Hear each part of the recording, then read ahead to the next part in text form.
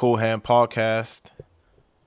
When you think about talent, when you think about hard work, when you think about dedication, what do you think of? 2022 came with many things, many sad things, things that are signs of the times. But one thing that I don't think many people anticipated was the level of creativity that was to come so early in the first quarter of 2022. Who I have sitting with me today is a very revered guest, a special guest, someone who dropped album of the year. Hashtag album of the year. AOTY. Crowd of Places back in the building. Hey man, what's up? What's your sign? I did the wrong sound effect. Did you hear that? No, I was laughing because I talked over it. Oh, yeah. I didn't know you were going for this. It was I did. He don't got headphones on because he's a diva. But I didn't know you want me to keep them on the whole time. You honestly didn't have to. Well, now I have to because I'm not going to know what's going on. I didn't plan on using sound effects, honestly, but I was going to do the claps, and I did the laughing instead as soon as I introduced you. So I'm not trying to clown you. That was an accident. Crowd of Places in the building. Let's get back to it. Crowd of Places. All right, so I'm keeping these on then. If you want to. Welcome back to the show. What's going on? How are you? Yeah, I'm feeling fine, you know. It's a good day. How have you been since the last time that you came to the Qool Hand Podcast, which was in 2019? Yeah, I'm good. I didn't know that episode was canon until you name dropped it in your last review. So I was like, oh, I guess that's still on the books. I didn't know it was out. Oh, yeah. Yeah, for anybody who wants to get caught up, I did say this in one of my little episodes. There's an episode that's audio only called The Story of Crowded Places. It talks about his background in music, how he came up and doing all that stuff. So go check that out because we're not going to be repeating the same thing. So anyway, Crowded Places, I mentioned you dropped album of the year, potential album of the year. Because I ain't gonna lie. No potential. Kodak Black's album is fire. I ain't gonna lie. Like y'all are up there. Wait, first of all, why are you trying? Not even related to Kodak Black. You got those little earbuds in, and I gotta wear this thing over my head, so you get to preserve your fade, and I'm jacking my stuff. You're not messing your fade up. That's padded at the top. You going back and forth like this is. You played me. No, I did not. That's all right. It's your show. These like rappers, they think that everybody's out to get them. You have zero ops. I'm just letting you and every rapper out there. You have no ops. You have no ops. I got real ops. You got no ops. Real ops. All right. There's a lot of people who don't want to see people succeed. What's the name of your album? There's a lot of there's a lot of people out there who are mad when people do things that they love because they don't got nothing going for themselves. We'll get to that later. You dropped an album.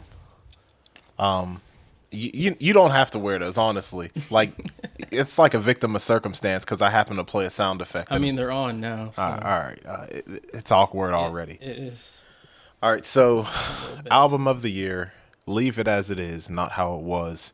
I first want to say congratulations. I was able to text it to you, but I think this is the first time I saw you in person, I think. Since your album dropped. So, congratulations on the album. I know you've been working on it for a very long time. This is your debut. And I just want to talk about in this interview the conception of this album and stuff like that, and get some insight about the I'm really about to roast you for this. Sorry, I had to see you with my own eyes. Oh my gosh, this dude's a diva.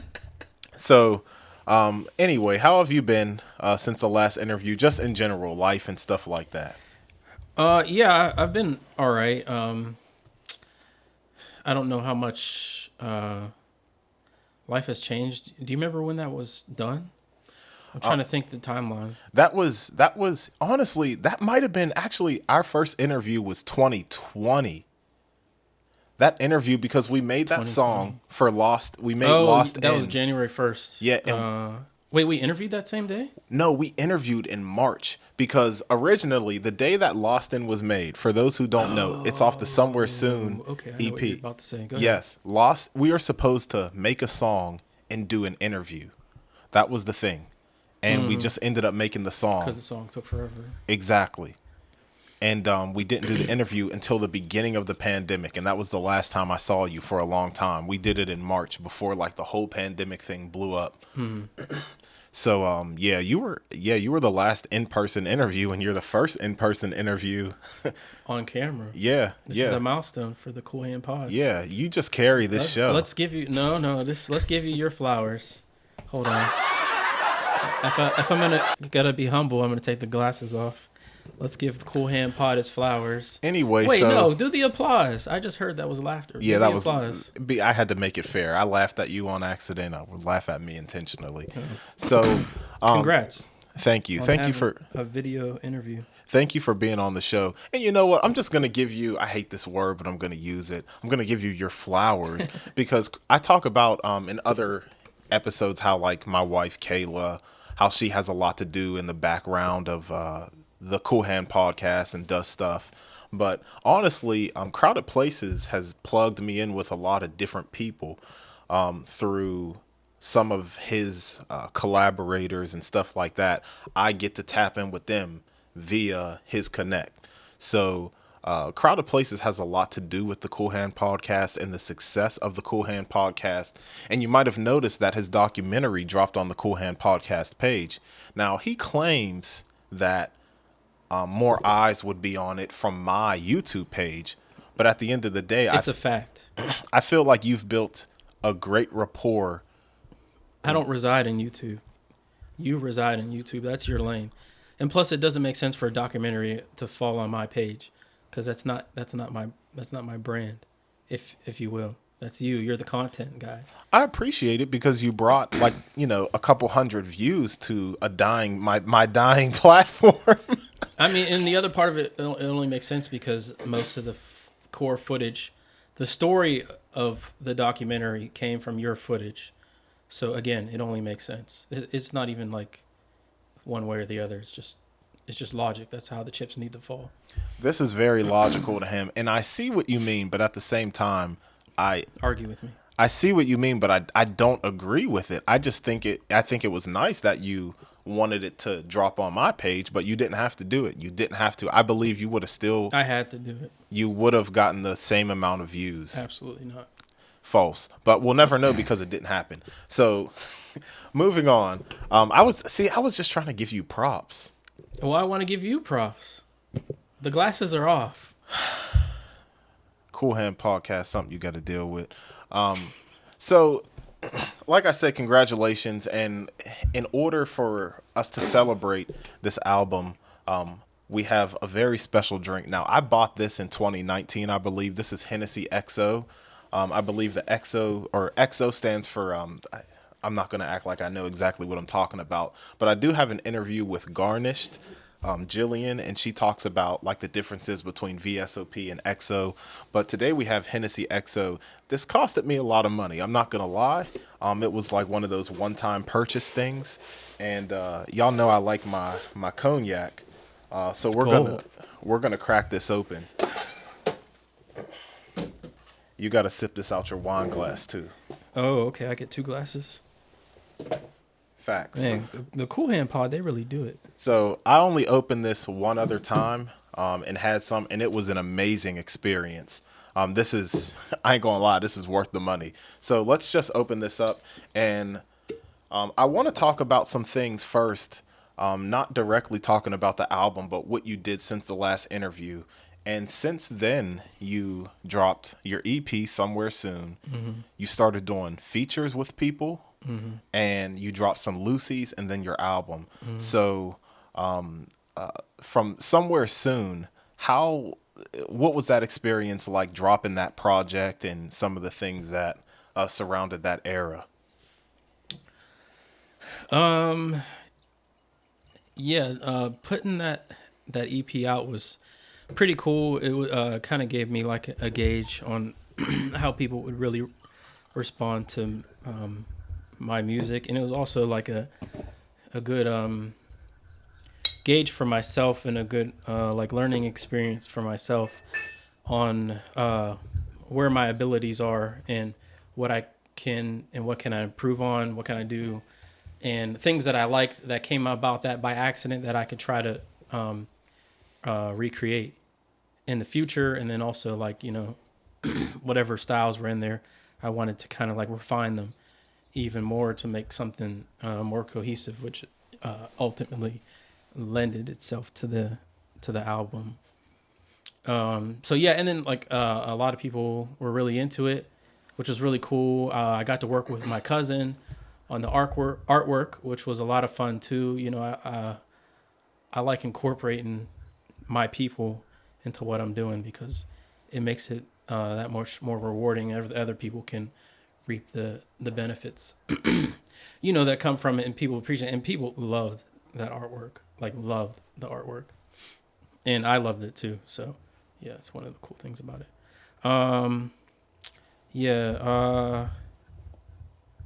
The other thing about that, it got a lot of people onto my mixing and mastering. A lot of people really liked the way that album sounded. So a lot of people were asking me about it, and I ended up doing like a couple songs for other people. So it put me into that pathway and made me realize my love for that part of making music. So yeah, that's all I can think about for the Summer Soon era. So yeah, we're not going to spend too much time on it. Yeah, that's old news. And then you started doing more feature work after that. And the pandemic kind of had something to do with that too. You started making connections. What was that experience like during that feature era? It was cool. For the most part, I mean, I learned a lot about how I want to be presented on other people's music. I don't know if we want to get into that yet. You might be saving that for later down the line.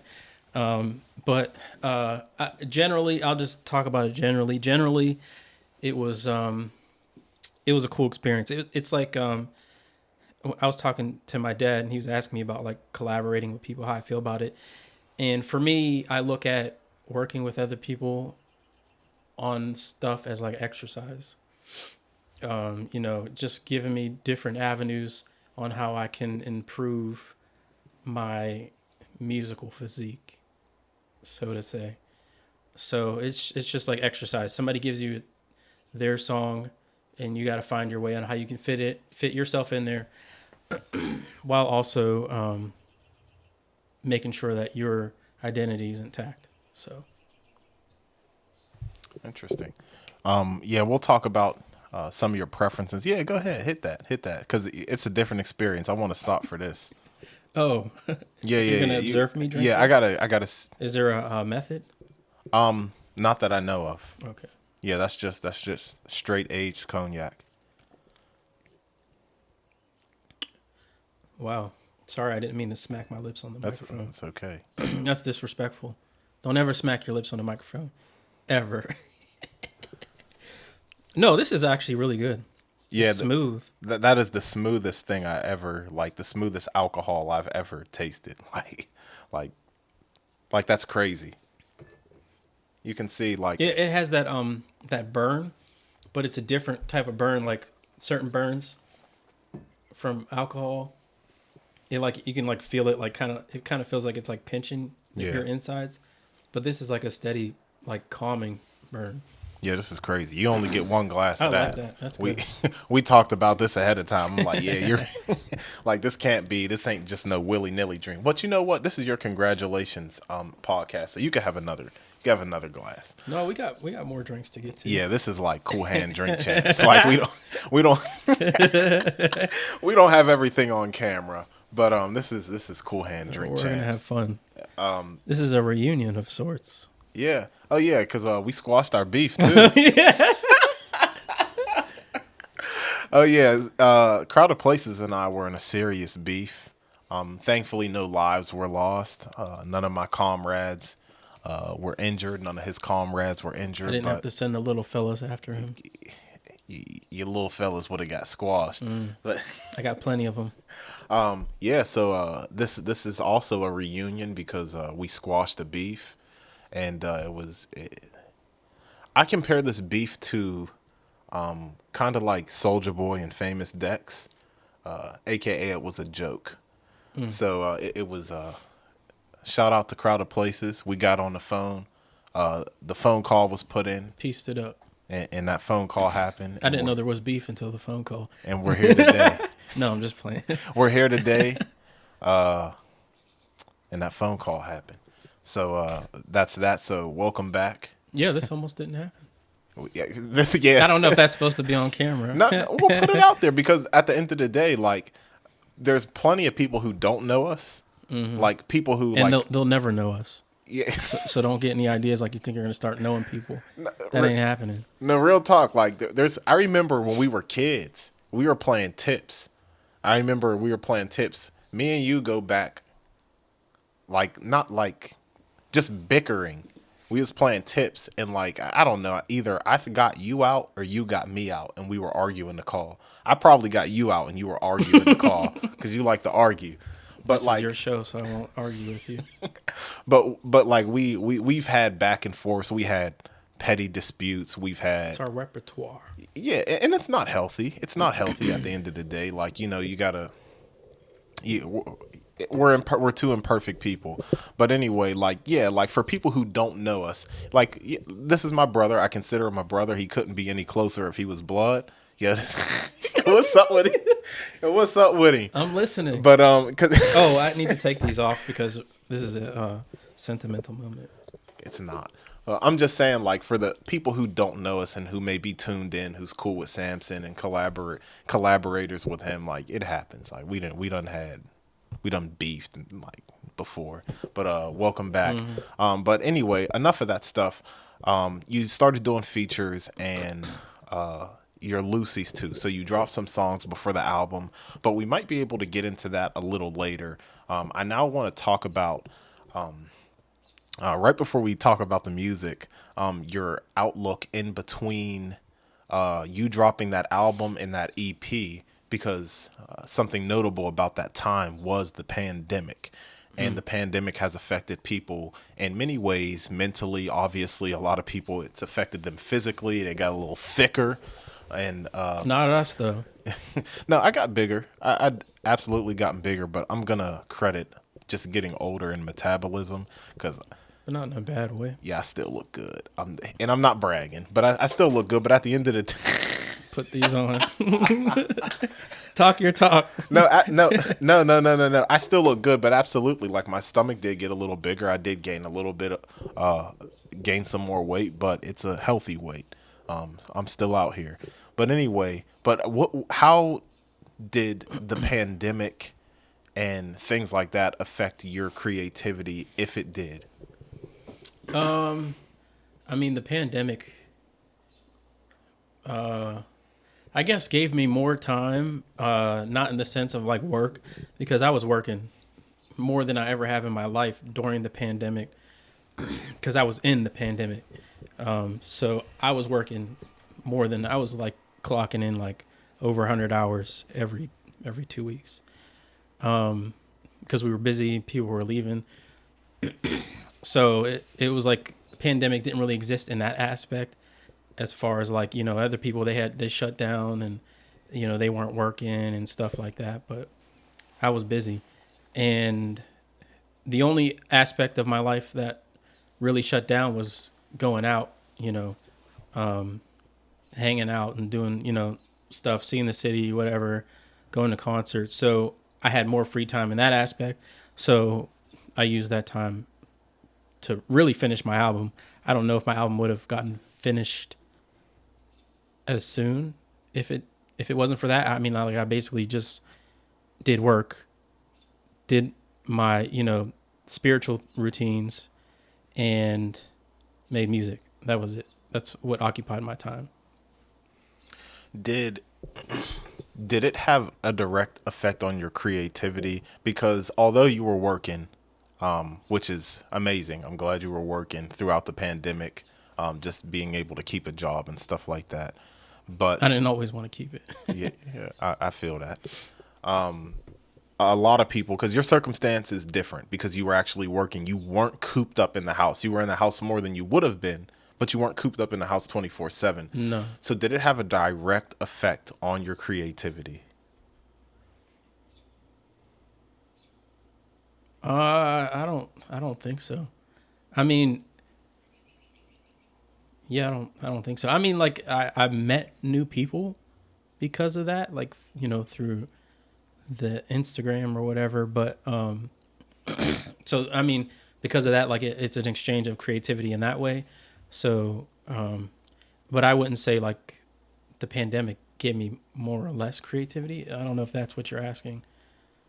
Just if it had It just gave me more time to not waste time spending money.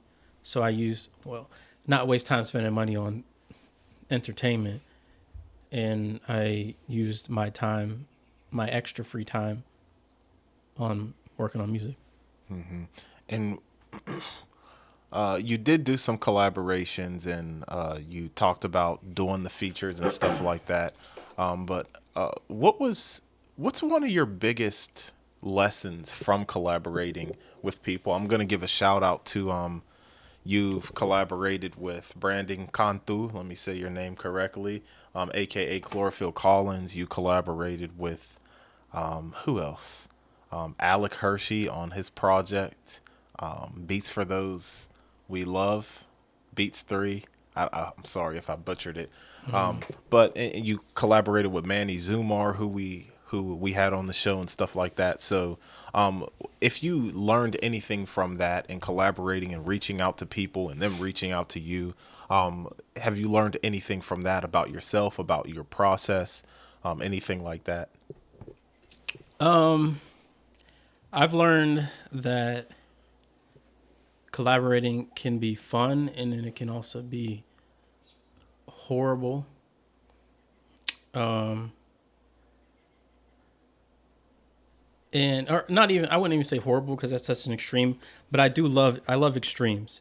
But for me, it can be frustrating at times because collaborating, you have to wait on people. People have to wait on you.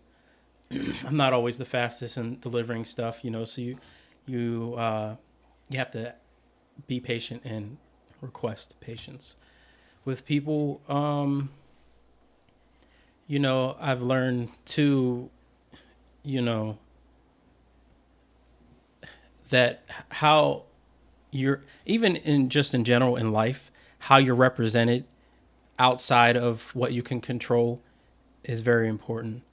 So like if if you work at a job, you represent how you're represented and your reputation. So if you work at a job and you leave, let's say you have the day off or whatever, and how people are going to refer to you while you're gone is very important, and is also a reflection of what you've done before they've had you there.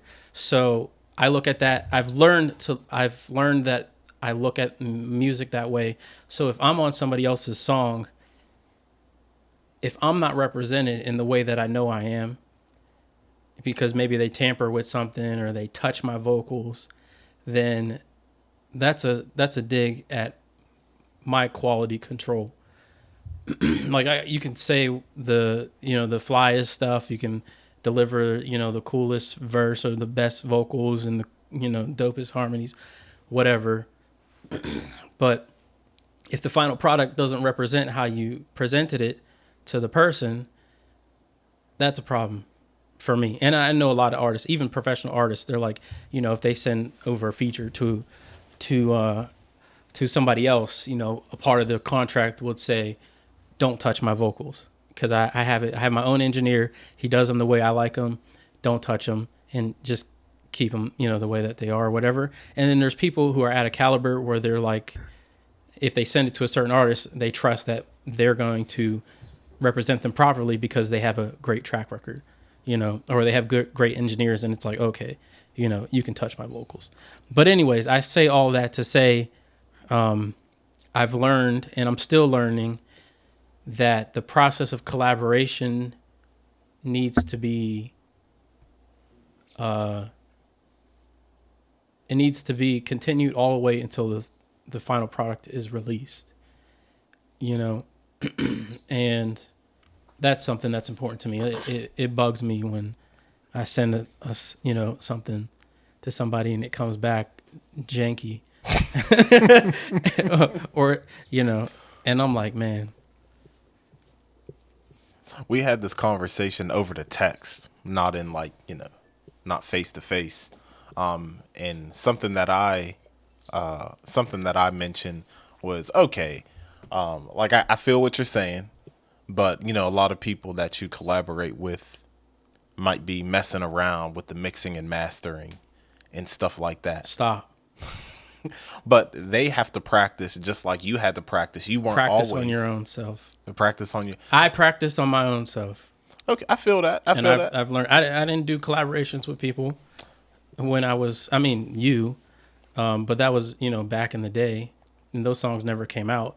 But I'm not sending out stuff when I'm learning and trying to mix somebody's vocals who's putting in more mileage than me. Yeah. That ain't happening. I'm gonna tell you this though. From somebody who's a music listener, and sometimes if something's super clean sounding, I can hear that. If something is dirty, super dirty, and just not refined, I can hear that. But for the most part, as an average music listener, I may listen to a lot of music, but I'm still going to consider myself an average music listener because I'm not a technical engineer, not no engineer guru. If your bars are on point, like at the end of the day, if your bars are on point, I'm going to check, I'm listening to such and such's track featuring Crowded Places. This Crowded Places dude goes crazy.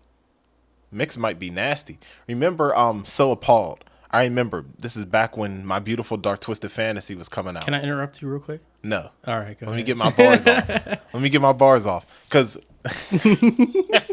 when So Appalled, we're going to have to stop in a second. You humbled me. The first battery's about to die. But like that rough version of So Appalled came out like, a leak. And it was hard. Like we were all going to listen to it regardless. You know what I mean? Like, you don't know what I mean? I know what you mean, but that rough version still sounded better than most of what these people were doing. Okay, but that's not the point. It is the point. No, the point is, because I listen to bars. Like, if something, your delivery, your bars, your rhyme scheme, we were just talking about this. How Eminem, like a certain Eminem verse, he don't like it. And like, I'm not the biggest Eminem fan. Eminem helped me get into hip hop, if we're being real. He was one of the first rappers I heard on the radio. But there's a one verse, he's not saying the hottest stuff, but his rhyme scheme was crazy. And that's what I like about his verse. If your verse ain't mixed and mastered to your perfection, somebody tweaked your vocals. I'm not going to get into everything, but like they may have done. Well, let me clarify one thing. If I have a collaboration with somebody that's already out, I'm okay with how it sounds. I don't want to say it like that, but along the process, things have gotten jacked up. But if it's already, so nobody feels some type of way about that. I'm not talking about, things that are already out. Now, there's things that I would maybe prefer to change. Personally, if I had my hand on the final mix and master on some of those, actually all of those songs, they would sound a little different. Or not even sound, because most people like you wouldn't notice it, but it's going to feel a little different. But I mean, all those were cool. They were good. And all those people who I have collaborated with, they are actually like decent engineers in their own right, and like how they've, in their timeline of being an artist. You know what I mean?